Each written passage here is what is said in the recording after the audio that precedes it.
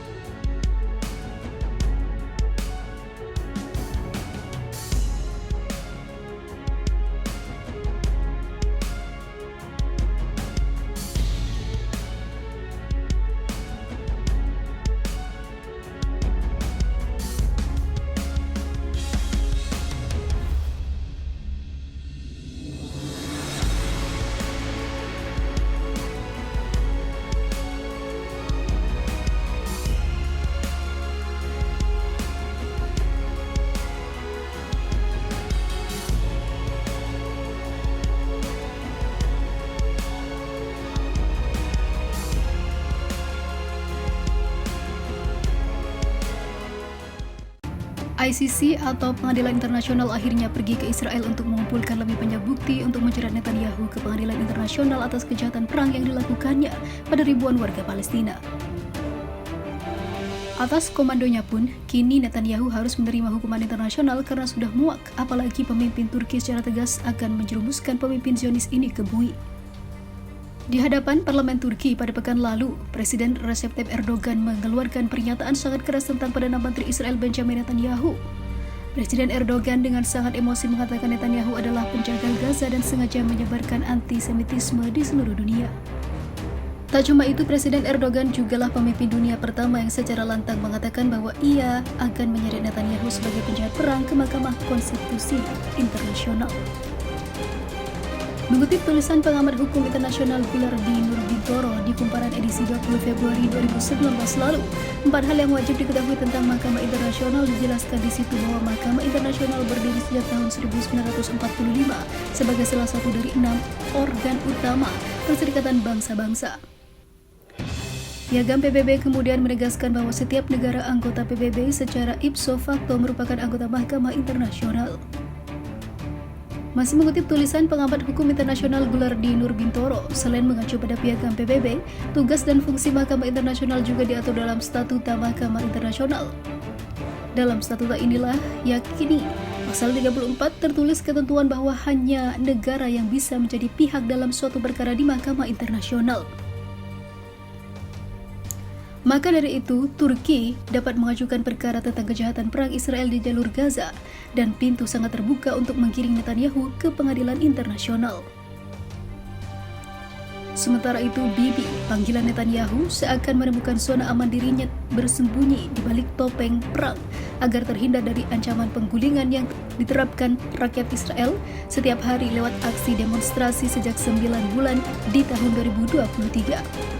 Yaitu dari Januari sampai September 2023 ini. Demonstrasi itu tidak cuma diikuti warga Israel, tetapi jumlah banyak tokoh penting terus-menerus ikut serta memberikan dukungan dan hadir langsung dalam aksi demo selama 9 bulan hingga saat ini. Mereka antara lain adalah pemimpin oposisi Israel Yair Lapid, mantan Presiden Israel Reuven Rivlin, dan juga mantan Menteri Luar Negeri Israel Tzipi Livni. Kini nasib Netanyahu segera berakhir. Perpecahan terjadi di tubuh tentara Israel, mayoritas tolak kembali perangi Gaza. 2 perwira sampai dipecat hingga kalah lawan Hamas.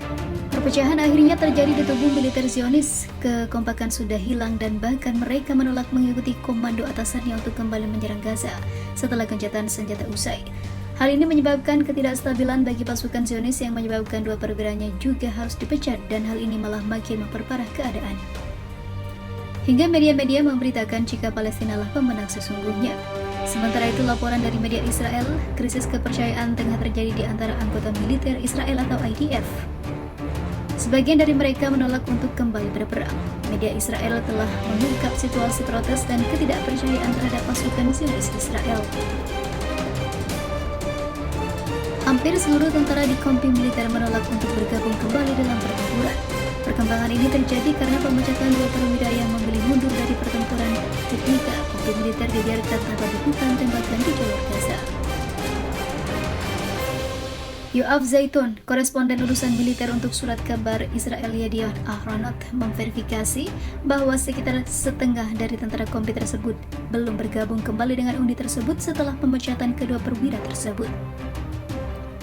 Para perwira ini bersama puluhan bawahannya menegaskan bahwa mereka tidak menerima dukungan tembakan saat menghadapi puluhan pejuang Hamas sehingga mereka mundur.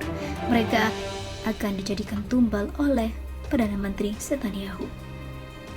Dalam pertempuran itu, pasukan mundur karena mereka tidak menerima dukungan tembakan yang diperlukan dari anggota IDF lainnya ketika berhadapan dengan puluhan pejuang perlawanan yang menyergap tentara tersebut. Insiden yang tidak biasa itu memicu krisis yang signifikan antara komandan kompi di satu sisi dan juga pejuang mereka serta komandan batalion di sisi lain.